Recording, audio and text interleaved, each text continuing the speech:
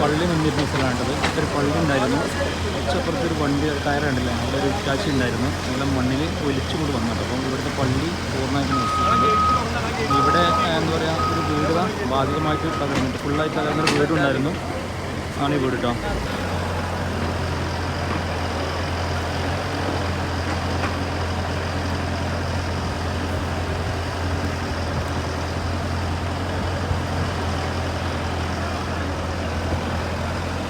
Kit വാങ്ങാൻ വേണ്ടിയിട്ട് മേപ്പാടിക്ക് പോകുന്നതാണ്. നിങ്ങൾ ചൂരമല സ്ഥലം? ചൂരമല അംബേദ്കർ കോളനി. ഓക്കെ. അപ്പോൾ കിറ്റ് വാങ്ങാണ്ട് ഇങ്ങോട്ട് പോകുന്നു. ഇങ്ങോട്ട് പോകും. പോകുന്നപ്പോൾ ഒരു കുഴപ്പമില്ലായിരുന്നു? ഒരു കുഴപ്പമില്ല. ഞാൻ പിന്നെ വന്ന് എന്താ സെറ്റ് വണ്ടിയിൽ പോന്നു കഴിഞ്ഞിട്ട് ഞാൻ പോകുന്നതിൻ്റെ ബാക്കിലൊരു വണ്ടി ഉണ്ടായിരുന്നു, ബസ്. അത് കുടിക്കും. ഞാനിപ്പോൾ ഉള്ളത് നമ്മുടെ വയനാട് മണ്ണിടിച്ചിലുണ്ടായിരുന്ന ആ സ്ഥലത്തിൻ്റെ തൊട്ടടുത്താണ് കേട്ടോ. കണ്ടോ, നേരെ കണ്ടോ. അപ്പോൾ സംബന്ധിച്ചാൽ നമ്മളിവിടെ വന്ന സമയത്ത് തന്നെ ഒരുപാട് നല്ല തിരക്കായിരുന്നു ഇവിടെ. കാരണം ആൾക്കാർ ഇങ്ങോട്ട് അടിച്ച് കയറിയിട്ട്, അതായത് രക്ഷാപ്രവർത്തകരും അതോടൊപ്പം തന്നെ കാണാൻ വന്നവരൊക്കെ വന്നിട്ട് ഭയങ്കര തിരക്കായിരുന്നു. ഇപ്പോഴാണ് ശരിക്കും പറഞ്ഞ് ക്ലിയർ ആയത്. എന്തായാലും മൊത്തത്തിൽ 25ഓളം ആൾക്കാർ ഈ ഒരു ഇതിൽ പെട്ടിട്ടുണ്ട് പറയുന്നത്. ഏകദേശം 4ഓളം ആൾക്കാരെ ശരീരം കിട്ടിയിട്ടുണ്ട്. ഇനിയും കുറേ ആൾക്കാർ മണ്ണിനടിയിലാണ്. അപ്പോൾ എന്തായാലും ചെറിയൊരു വീഡിയോ എടുക്കാൻ വേണ്ടി വന്നിട്ടാണ്. എന്തായാലും കണ്ടു നോക്ക് എന്താണ് ഇവിടുത്തെ അവസ്ഥ എന്നല്ല കേട്ടോ. കാരണം ഇത് കണ്ട് നിങ്ങൾ കള്ളാടി എന്ന ആ ഒരു സ്ഥലമാണിട്ടത്. നമ്മുടെ തുരങ്കപാത നിർമ്മിക്കുന്ന ആ ഒരു ഏരിയ, അതായത് 25ഓളം അതിഥി തൊഴിലാളികൾ പണിയെടുക്കുന്ന നമ്മുടെ തുരങ്കപാതയിലാണ് ഈ അപകടം ഉണ്ടായിട്ടുള്ളത്.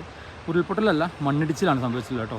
ഏകദേശം നല്ല രീതിയിൽ മണ്ണിടിച്ചിട്ട് ഇവിടെ ഒരു വീടും അതുപോലെ തന്നെ ഒരു പള്ളി അടക്കം റോഡടക്കം ഒരുപാട് സംഭവങ്ങൾ തകർന്ന് തരിപ്പണായി നിൽക്കുകയാണ്. അതിലിപ്പോൾ 4ഓളം പേര് ബോഡി കിട്ടി മരിച്ചിട്ടുണ്ടെന്നാണ് പറയണേ. എത്ര ആൾക്കാർ ഇനി താഴെ ഉണ്ടെന്ന് അറിയില്ല. എന്തായാലും 25ഓളം ആൾക്കാർ ഇതിൽ പെട്ടിട്ടുണ്ട്. അപ്പം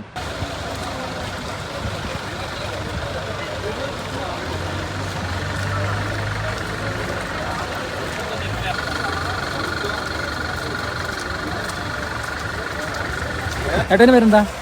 എൻ്റെ പേര് ബാലൻ. എന്താ ഇവിടെ നിൽക്കണേ? ഇവിടെ എന്ന് പറഞ്ഞാൽ ഒരു കിറ്റ് വാങ്ങാൻ വേണ്ടിയിട്ട് മേപ്പാടിക്ക് പോകുന്നതാണ്. നിങ്ങൾ ചൂരമല സ്ഥലം? ചൂരമല അംബേദ്കർ കോളനി. ഓക്കെ. അപ്പോൾ കിറ്റ് വാങ്ങാണ്ട് ഇങ്ങോട്ട് പോകുന്നു. പോകുന്നപ്പോൾ ഒരു കുഴപ്പമില്ലായിരുന്നു?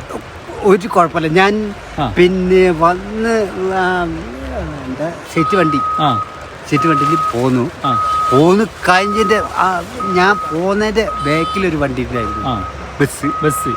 അത് കുടിക്കും. ആ ബസ് കുടുങ്ങിയ ആൾക്കാരുണ്ടായിരുന്നോ? ഉണ്ടായിരുന്നു അല്ലേ? അപ്പോൾ ശരിക്കും ഏട്ടന് ഇപ്പം ചൂരൽമല എത്തണം, നിങ്ങളെ വീട്ടിലേക്ക് എത്തണമെങ്കിൽ ഈ ഇതൊക്കെ മണ്ണൊക്കെ നീക്കി റെഡി ആവണം, അല്ലെങ്കിൽ ഇവിടെ നിൽക്കേണ്ടി വരും അല്ലേ? അവിടെ വീട്ടിലാരൊക്കെ ഉണ്ട്? വീട്ടിൽ മക്കളുണ്ട്, പെണ്ണുങ്ങളുണ്ട്. അതെ, ശരി. അപ്പം പെൺമക്കളാണ്. എത്ര മക്കളുണ്ട്? 3 ആളുണ്ട്. 3 ആളുണ്ട് അല്ലേ? അപ്പം ഇപ്പോൾ അവരെ കാണണമെങ്കിൽ ഇവിടെ റെഡി ആവണം. ഇവിടെ റെഡിയായി എന്താണെങ്കിലും അവിടെ പോയേ പറ്റുള്ളൂ. തീർച്ചയായിട്ടും. എത്ര സമയം വേണമെങ്കിൽ വെയിറ്റ് ചെയ്യും അല്ലേ? അതിൽ മാറില്ല. ഓക്കെ, എന്തായാലും ഏട്ടനെ കണ്ടതിൽ സന്തോഷം. ഓക്കെ കേട്ടോ. ഇപ്പം നേരത്തെ ചേട്ടായി പറഞ്ഞ പോലെ തന്നെ ഒരുപാട് പേര് ചുരുൾമല ഭാഗത്തേക്ക് പോകേണ്ട ആൾക്കാർ ഇവിടെ പല വീടുകളിലും കയറി നിൽക്കാനുണ്ട്. കാരണം വെച്ചാൽ മഴ ആയതുകൊണ്ട് തിരിച്ച് വീട്ടിലേക്ക് എത്താൻ പറ്റാത്ത അവസ്ഥയാണ്. എന്തായാലും ഇങ്ങനെ ഒരുപാട് ആൾക്കാർ അവിടെ ഇവിടെയൊക്കെ തങ്ങി നിൽക്കുന്നുണ്ട്. എന്തായാലും പെട്ടെന്ന് ഇത് ക്ലിയർ ആവട്ടെ, എല്ലാ രക്ഷാപ്രവർത്തനം തീരട്ടെ എന്ന് നമുക്ക് പ്രാർത്ഥിക്കാം.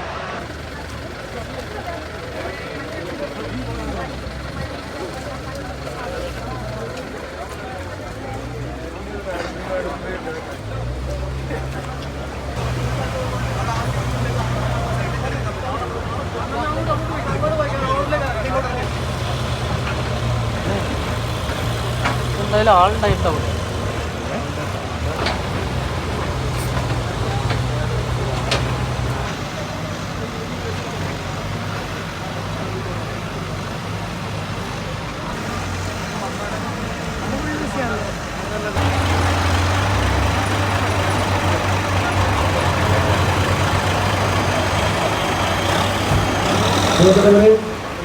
ചെറിയ അപകടങ്ങൾ ഒഴിവാക്കാൻ വേണ്ടിയാണ് ഈ രക്ഷാപ്രവർത്തനം നടത്തുന്ന ഈ ഏരിയയിൽ നിന്നും ആളുകളോട് മാറി നിൽക്കാൻ വേണ്ടി പറയുന്നത്.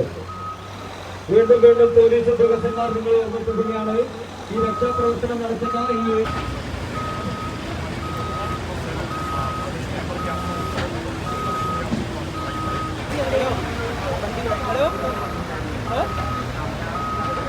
ഞാൻ ഇതിന്റെ പറയാൻ മുന്നിലിതാ ഗേറ്റിന്റെ നിൽക്കുന്നുണ്ട്.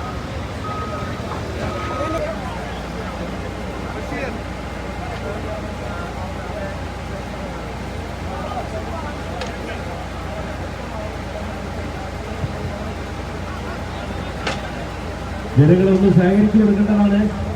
റോഡ് ബ്ലോക്ക് ആക്കരുത്. ആംബുലൻസിന് പോകാനുള്ള സൗകര്യം ചെയ്തു കൊടുക്കണം.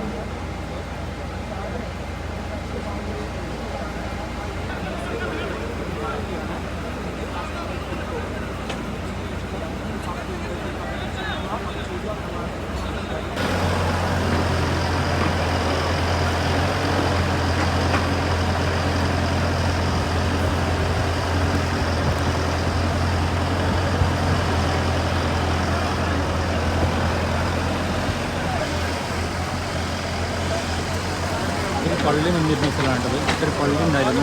കുറച്ചപ്പുറത്തൊരു വണ്ടി ടയറുണ്ടല്ലേ, അവിടെ ഒരു ഇറ്റാച്ചി ഉണ്ടായിരുന്നു. നമ്മുടെ മണ്ണിൽ ഒലിച്ചുകൊണ്ട് വന്നത്. അപ്പം ഇവിടുത്തെ പള്ളി പൂർണ്ണമായിട്ട് നശിച്ചിട്ടുണ്ട്.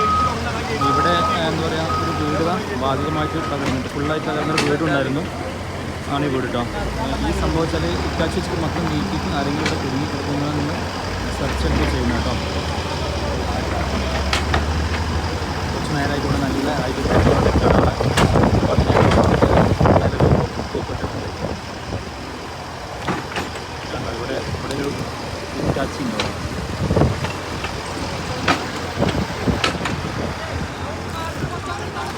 ഇത്രത്തോളം റിസ്ക് എടുത്തിട്ടാണ് ഈ ഒരു വർക്ക് ചെയ്യുന്നതെന്നുള്ളത് ഇവിടെ കണ്ടാൽ മനസ്സിലാക്കുന്നത്. വണ്ടിയുടെ ഒരു ചെരുവ് നോക്കി ചെരുവിൽ നോക്കി ഇത്രയും ഡേഞ്ചറായിട്ടൊരു സിറ്റുവേഷനിലാണ് ഇവിടെ ഈ വർക്ക് നടന്നുകൊടുക്കുന്നത് കേട്ടോ. രക്ഷാപ്രവർത്തനം നടന്നുകൊടുക്കുന്നത്. രാവിലെ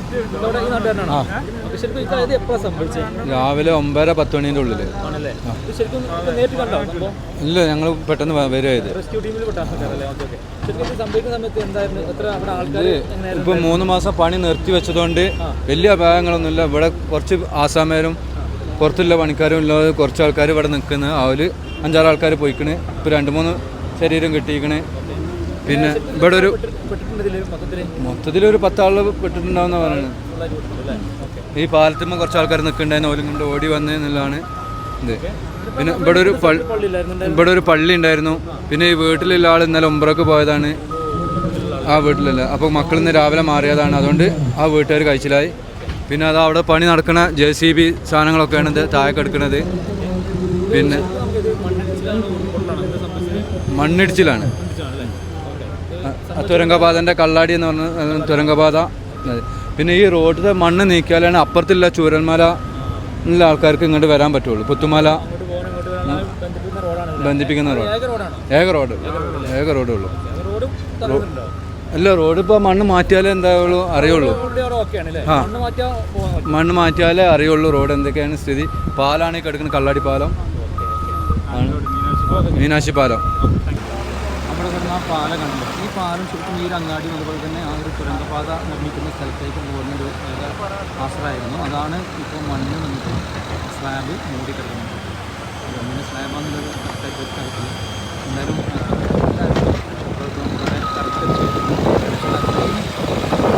നിറഞ്ഞൊരു സ്ഥലം കൂടിയാണിത്. മീറ്റിങ്ങിൽ മാത്രമേ ഈ പാലം മാത്രമേ